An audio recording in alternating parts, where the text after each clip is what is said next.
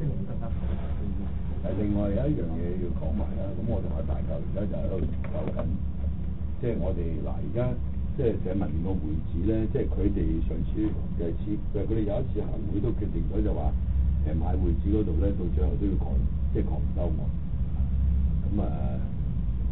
咁我就都即係 pass 咗個 message 就係而家嗰個即係買會址嗰個戶口咧，應該有130幾萬喺度嘅，你就1毫子你都冇收我 ，OK？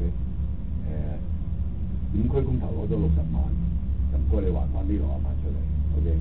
咁嗰嚿錢係唔喐得嘅，你唔買都唔緊要，冇喐，係你揾下攞嚟使，係嘛？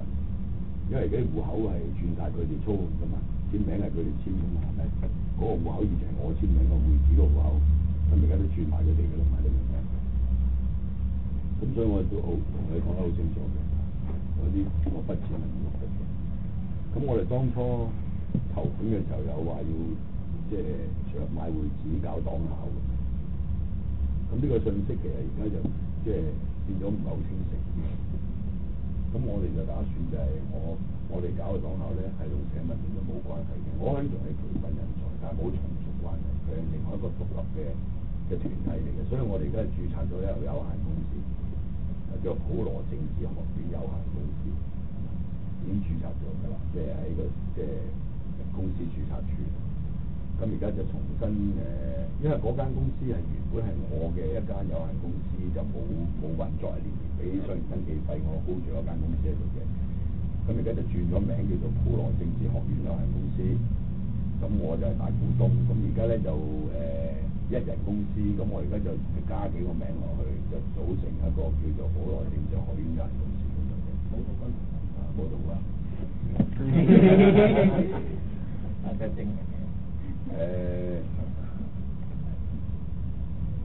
咁其實嗰個都係冇乜所謂嘅啫，你只有個即係法人嘅身份，因為要開戶口，因為而家有啲人要捐錢咁你冇一個戶口又唔得㗎嘛，係咪？咁我哋而家就同埋大嚿初步啊，不過呢個就唔好講出嚟嘅。我哋初步有個計劃咧，就係我同佢一人揞100萬出嚟，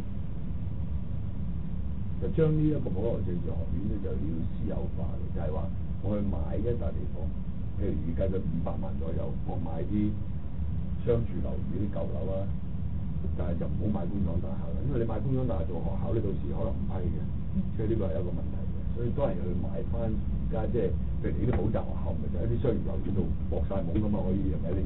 即係都係用呢個方式咁當補習學校嘅形式咁樣，咁你都係要即係申請學校註冊啊嘛，係咪？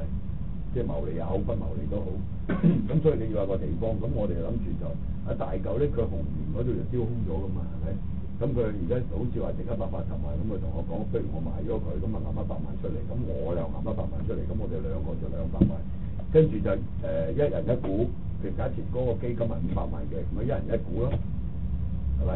咁啊私有化啦，等於係你認5萬咪5股咯，咁嗰度300萬股就好容易揾翻嚟喎，我又唔會揾一個財主佬一嚿錢喎，唔使罰人咩喎，係咪？咁第日可以賣嘅喎。賣咗租翻俾普羅政治學院都得嘅喎，你變咗就係呢堆人咯。咁你要梗係要持股量超過半數咪賣得咯。如果決定係咪？譬如我同阿大個話要賣，咁就賣㗎啦。你明唔明啊？賣咗啲錢咪分翻你，清哥係5股咪變翻5股你咯。你明唔明啊？變翻5皮你咯，冇息嘅咁咯。你明唔明啊？用呢個方式咁啊最好啦。乾手淨腳係咪？你譬如你喂對公眾資產第日變賣又唔得，呢樣又唔得，幾煩咧？係咪先？嚇？呢個做法顧問制度啊嘛，你阿 Ken 可能都俾得起2皮喎，係咪？係嘛？Daddy 可能俾得起1皮喎，晶哥係2-3皮喎，咁你坐埋咁咪大家都有參與嘅，係咪先？即係用呢個方式唔使煩啊！咁我同佢一人揞一嚿，咁啊唔使煩啦，係咪先？你估緊有個好處嘅，譬如有啲你哋冇乜難嘅，咁譬如你聽，你哋可以估個單嘅。係啊，咁我都有份參與啊嘛，變咗。唔係，同埋你到時印一張股票，喂個個都有份嘅，係咪？到時我憑嗰張我又可以轉賣嘅，俾阿 Ken 話，我唔要嗰2股賣咗俾阿租啊，咁又得。我經理係咁開特別會大嗰啲就賣啦。冇㗎，咁你要即係變咗信我哋2個人嗰樣㗎，即係嘛？一路會加。係咯，講係咯。咁啊唔使煩咯，係咪？但係嗰時你個簽名都轉咗喎，咁但係咁樣有冇驚敵意收購咧？咁有人敵意收購咁樣喺我哋街邊掃買散股咁樣，都唔夠嘅。但係佢哋攞住，唔係佢攞住係有咪講咩？咁啊個明星搞掂啦。唔係，我哋會定一個叫阿學金整一份嘢，你明唔明？就唔會嘅，咩嘢？如果咩發達記咩？